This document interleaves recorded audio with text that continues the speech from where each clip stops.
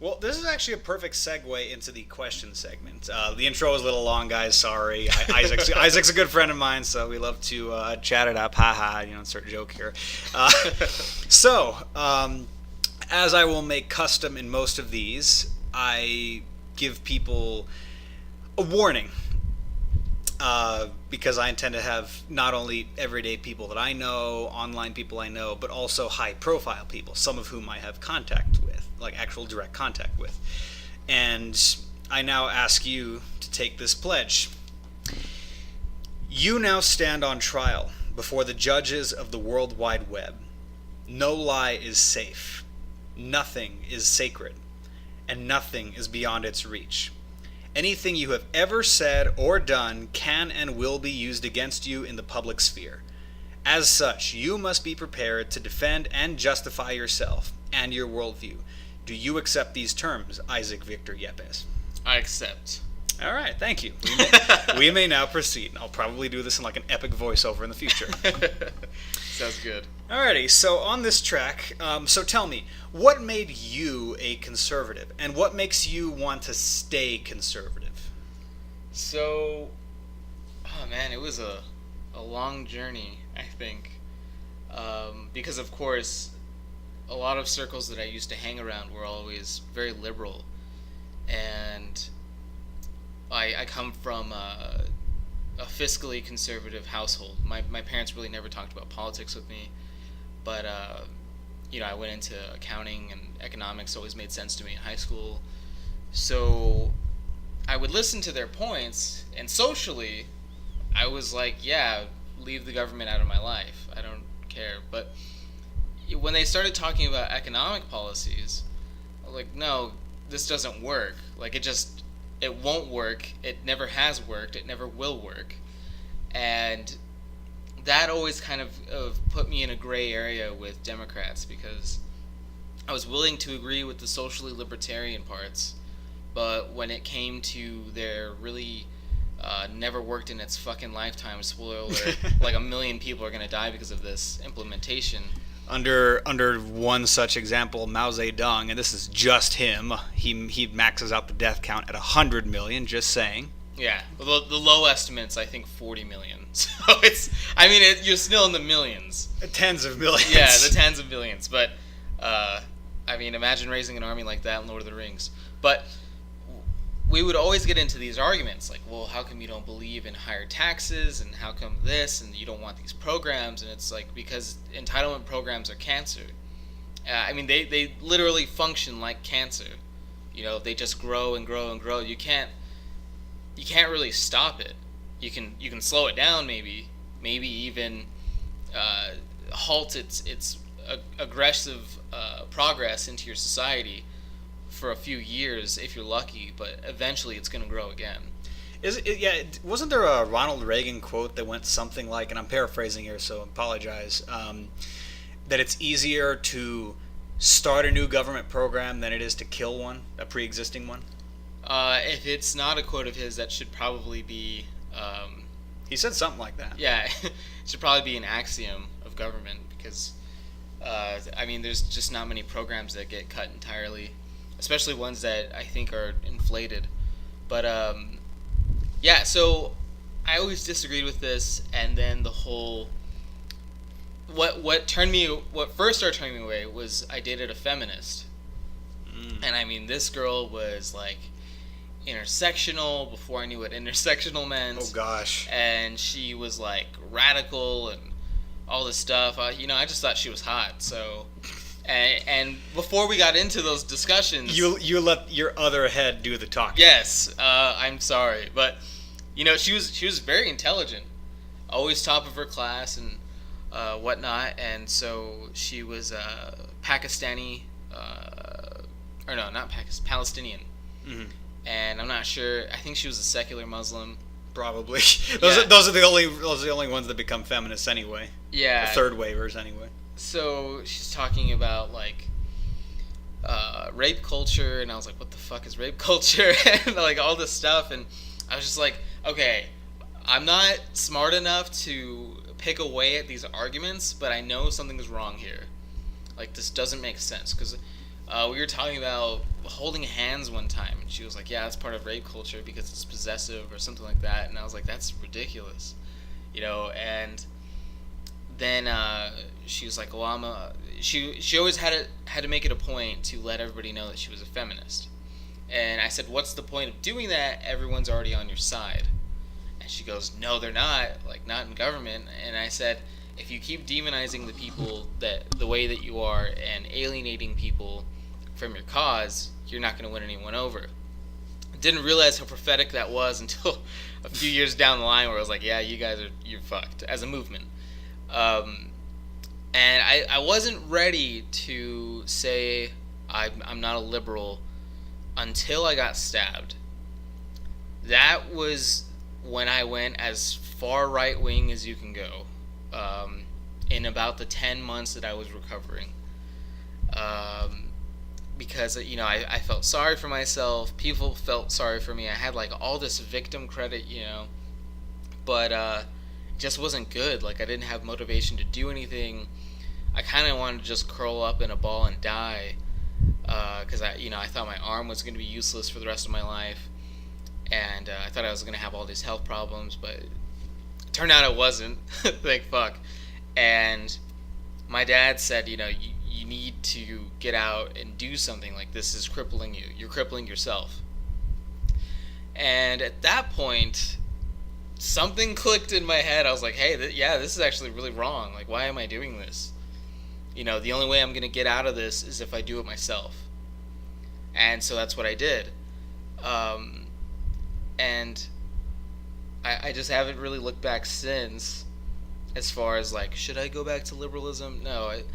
And what keeps me wanting to stay an active conservative is the radicals on the left have been very abrasive. And that talk that we did with Dr. Jordan B. Peterson back on November 1st of last year, that guy solidified my political involvement.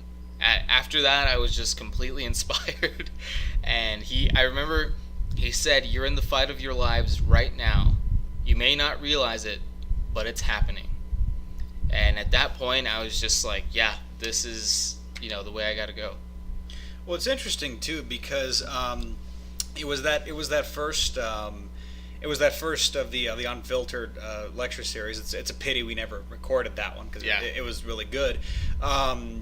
Especially with how much I've come to love Dr. Peterson and have been watching more of his things.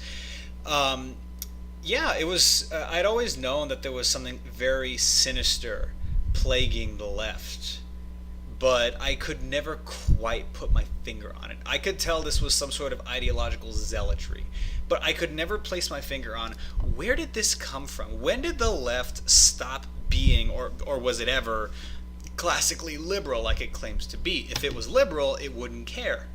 But these aren't liberals, these are progressives. Mm-hmm. And Dr. Peterson mentioned one little buzzword that I had actually started to hear around the time, which was cultural Marxism. And I actually found a documentary on YouTube. It's been somewhat discredited by people as being a little bit conspiratorial, and I can kind of see some parts of it are, but it introduced me to the Frankfurt School. Yep. And its introduction of such things as critical theory. Basically, stop me if I'm wrong, since you've had your dealings with critical theory. Is it pretty much just, if you thought it was bad, start finding ways that it's good, and if it's good, start finding ways that it's bad? Is that basically what critical theory is? The art of criticizing everything you thought you knew for the explicit purpose of relativizing everything. Yes, that's exactly it. And I think the worst part about it is they're like, well, what's so good about traditionalism whenever you get into that topic with critical theorists? And you're like, well, it built what we have now. And they go, no, well, it has all these negative ramifications and all these negative, what's the word? Side effects. Yeah, side effects. I got repercussions, and like it's damaging to men and women.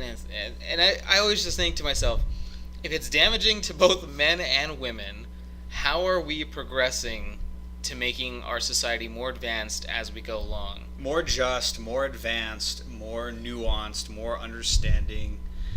Yeah, and when Dr. Peterson mentioned this, and I started researching into it, and then interestingly enough, one of Sargon of Akkad's videos, I'm also a fan.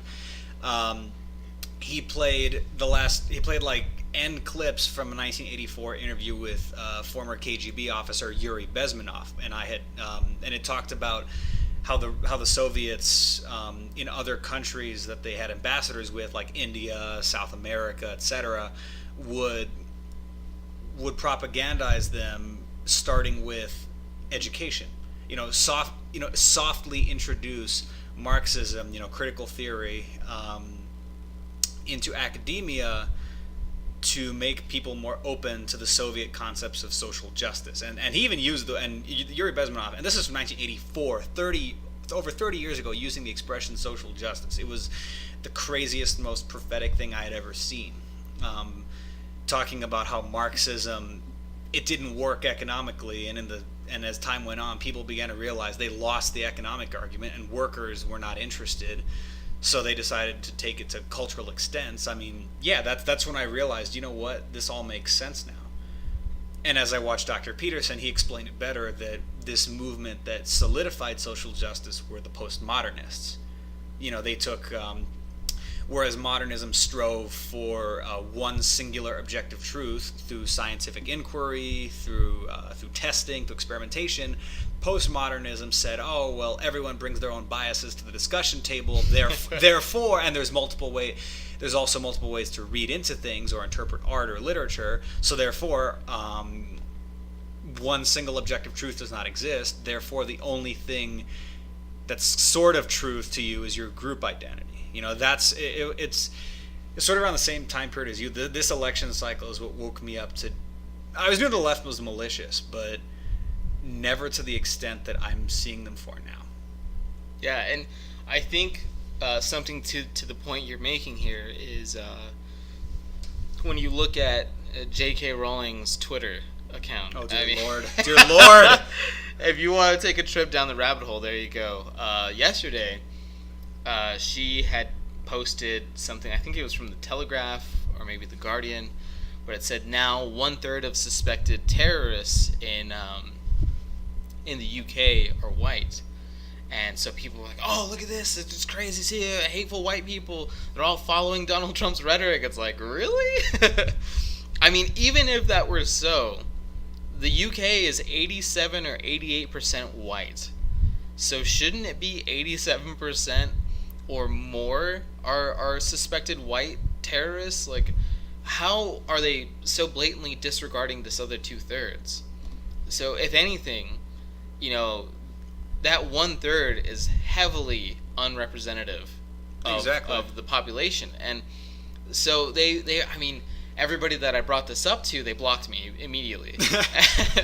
And there was one guy who argued with me for a bit, and I mean, he seemed to mean well.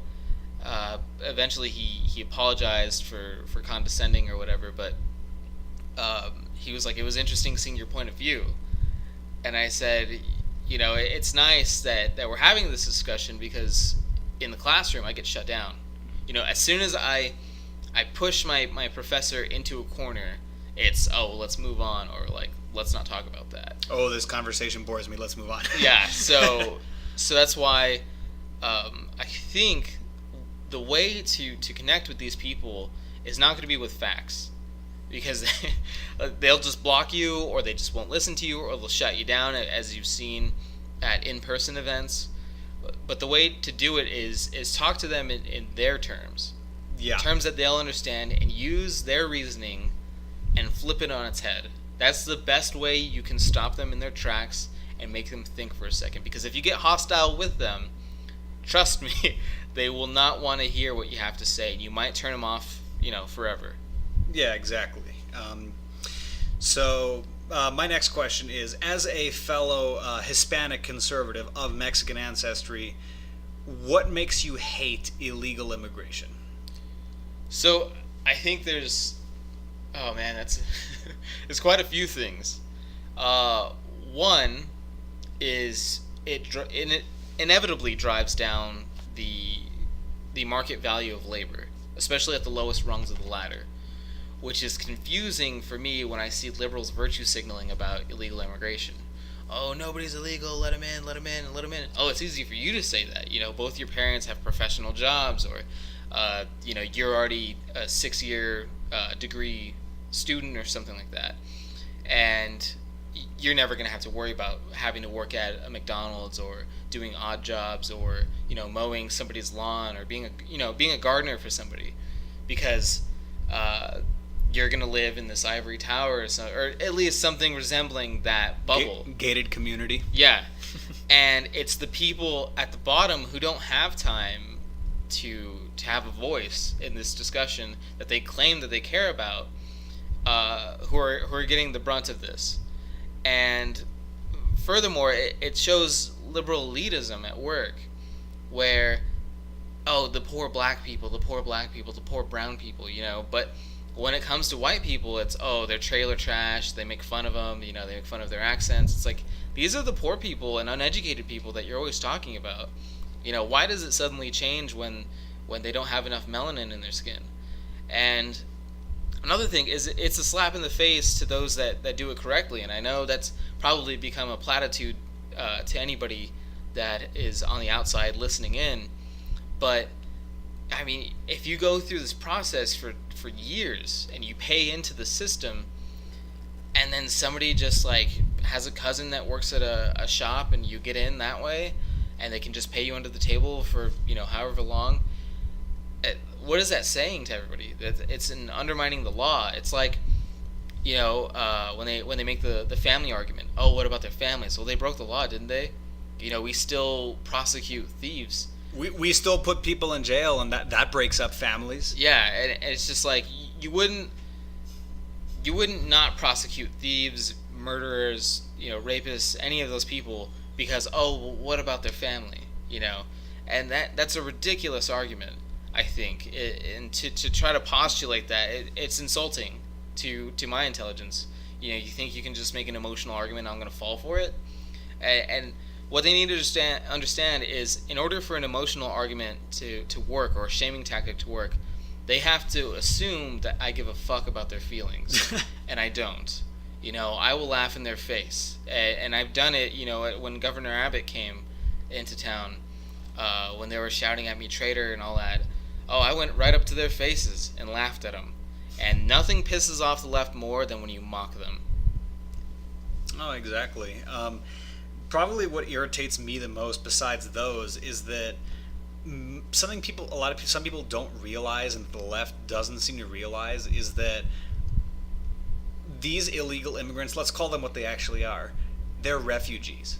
Mexico is a hellhole, and my family's, I like to say maybe middle class, maybe upper class, I don't know, living in Chihuahua, so I'd like to think somewhat safe. But even they've been robbed at gunpoint before. And the thing is, everybody knows that no politician in Mexico is straight because they've got a gun to their backs. Yep. That or they're being paid off, still with the threat of a gun to their back.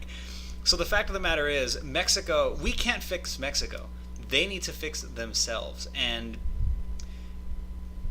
the reason why there's a double standard, well, Mexico has a giant-ass southern wall, huge, well fortified. They deport more illegal immigrants to their country than we do with ours.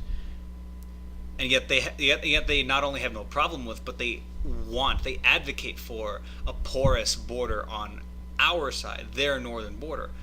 Why is that? Because they see that as a pressure release valve. So long as they don't fix things, they are under threat by their poorest and their most desperate of a violent revolution, an uprising of the people. So what does a border filled with holes mean for them? Pressure release valve. They just run up here to America. Boom. Revolution averted. Mexico will never improve. They have no incentive to improve. And for them, heck, why bother? These illegal immigrants are always sending money back to Mexico. Remittances. Yep. It's insane. And here's the thing. I don't think it's fair to necessarily judge the illegal immigrants themselves, but rather the Mexican government. because it's the Mexican government who's actually actively aided and abetted these illegals. They'll give them pamphlets saying, all the best ways to dodge the border patrol. Oh, here are water stations. Oh, here are weak spots. Oh, this time of day, we'll pick you up here. And it's like, it's exploiting us. It's Mexico's government exploiting us, when what they really need is the whole world standing in front of them, pointing their fingers at them and saying, go get yourself in order. That's what irritates me most about this. Is not, and don't get me wrong, I've noticed here on the border that illegal immigrants tend to be much less refined people than legal ones. I speak from experience, but I'd say the government situation is what irritates me more. Not social consequences, sure, but the larger picture is what's the most disgusting thing about it. Yeah, I think what's very telling about this is, again, they're even changing the rhetoric to try and make people accept it. Well, they're undocumented. I hate the word undocumented. Yeah, if they were undocumented, that would mean that they're waiting in line to be documented. It sounds like a database discrepancy. Yeah, and it's just, and when they attack things at the very base, at language, that's when we've lost. Is when they get to say, this is how we dictate the way the conversation goes. We get to choose the language. We get to choose, the buzzwords. We get to choose on what grounds we speak. We get to pick and choose who we argue against. Who gets filtered in and out of the mainstream media when they're making cogent arguments. We say, oh, you know what? No, that sounds too good. Get them out. And so, I think there's just no solving this, especially now since it seems that President Trump is turning away from his original campaign rhetoric. He's what was it? He's continuing Obama's plan for the Dreamers. Yeah, I actually read about that, and on that note, what are your brief thoughts on Donald Trump and his performance thus far? I think you and me as Trump supporters probably have a lot of interesting things to say about this, but I'm curious how you view the God Emperor. I'm a little disappointed that he hasn't maintained his anti-social justice rhetoric. He hasn't been a hardline about it. I can see the value in kind of, I guess, capitulating some things to the left. He needs to get work done, so he has to do it. But I really wanted somebody to stand in there and say, no more. It ends here. Like, for example, that whole affirmative action thing for like women in STEM. Yes. Like that thing. Oh God, the Trudeau deal. That one was that one was hard to swallow, honestly. And what's crazy about it is a lot of the young right was pissed about this, but the left almost had no awareness of it. They had nothing to say about it. They made no big deal about it. Trump just put forth a feminist's dream come true, at least smaller dream. Yeah. About the government has a program is now beginning a program to encourage women to go into STEM. They didn't say anything about it. Yeah. It just sort of came and went, and I'm surprised that the right isn't making more of a stink about it either. Yeah. Well, I think what's happening right now is it's a macrocosm of what just happened at Shakespeare at the Park. You see the right divided into two parts: the partisan side and the principled side. The partisan side is saying, don't criticize him, we need to get him through right now. the cult of personality. Yes, basically. we need to win. Winning is more important. And although I can sympathize with some of that sentiment, ultimately I have to side with the principled conservatives, because they're the ones saying, no, this is exactly what we hated about Obama. This is exactly what we hated about Clinton. Why are we doing this now? And I think what some of the partisans are going through is they see that they have no power in the mainstream media. They see that they have no power in Hollywood. They see that they have no power in academia. So they're saying we have to take every win that we can get and claw whoever's face we have to get it. And I don't know. I don't want to go down that road and not criticize the president, whether he's the guy I voted for or not, because, oh, well, the value of his social and political successes could outweigh the bad that he's doing. Yeah, it hasn't been easy for me either. I mean, honestly, as far as I'm concerned, he's done an all-around good job. I'm proud to have voted for him. I can't say that I regret voting for him yet, but I can definitely criticize him on a few things. That feminist capitulation being one of them. Or when he recently used what was it, that Syrian child, to justify another incursion in the Middle East. And the Syria situation I find interesting, because I don't know what his military advisors told him. I don't know what he knows. But I do think that the Syria maneuver, the missile strike, if it remains a standalone act, I think it was a stroke of genius. But if it becomes another foreign intervention, I will be deeply disappointed in the president, which I have not been thus far. I've been disappointed in him over a few, minor things, but the biggest thing for me would be the foreign intervention thing. And I think what the most enraging thing about that would be, it wouldn't be coming from Trump himself. It would be coming from his advisors. Your Nikki Haley's, who are your old warmongering neoconservatives who are still up there in the cabinet. And it doesn't help that his daughter is trying to have an influence on him when she's a progressive leftist. She's a feminist. She believes in rape culture. She believes in the gender pay gap. She believes in a borderless world. And yeah, it's like you've heard of some of what Ivanka Trump has espoused, right? Yeah. In interviews. It's funny for people who don't know. Donald Trump has been a lifelong Democrat. His own family couldn't vote for him in the primaries because they were registered Democrats. And some of his family members still clearly have those Democrat sentiments. They're from New York. What do you expect? And there was talk that there was like this power play within the Trump administration to push Steve Bannon out of influence. What do you think about that?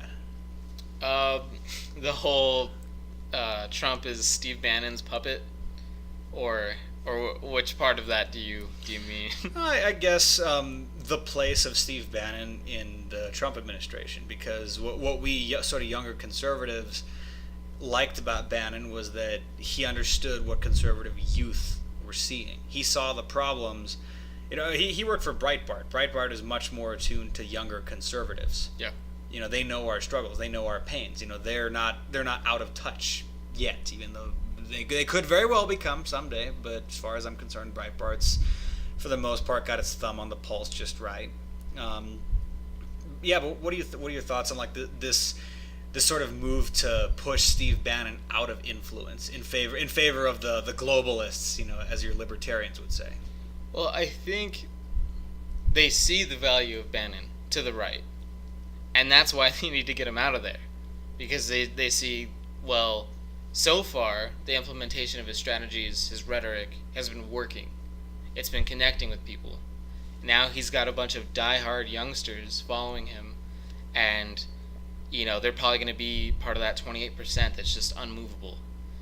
And they think if we can tear him down, this Trump administration, it's going to be a lame duck one. And I cannot see that happen, because they've already been doing everything possible to make Trump look bad. And don't get me wrong, sometimes he makes himself look bad, and it pains me to admit that, but it happens. Nobody's perfect, and it would help if he were a little less abrasive sometimes, or at least not so much of an obnoxious speaker. But it happens, and this is the guy we got. This is the guy we needed, I think. And if they take down Bannon then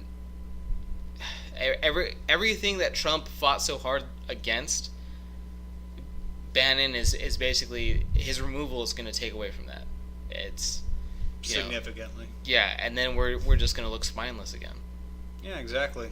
We elected a warrior, but if the establishment Republicans get their way, we'll get a wimp. Yeah, and that's what bothers me the most about the establishment right wing is they seem to work really well with the left. Whenever we have somebody that looks like he's gonna make a real difference, the populist reformer. Yes, the establishment seems to work hand in hand every single time with the left and go, let's tear him down. I saw Gavin McInnes tweeted out the other day, funny definition of breakneck speed, and it was the Y2K thing. Like after 17 years of the Y2K protocol being in place, they finally removed it, and then Congress was complaining about having to move at the pace of a disruptor like Trump. It was like, yeah, you guys are finally having to do your jobs. Sorry, I think most of you shouldn't have jobs, but whatever. Insert Nigel Farage quote here. I'm aware that most of you haven't worked a proper job in your lives. Yes. Yeah, oh, absolutely.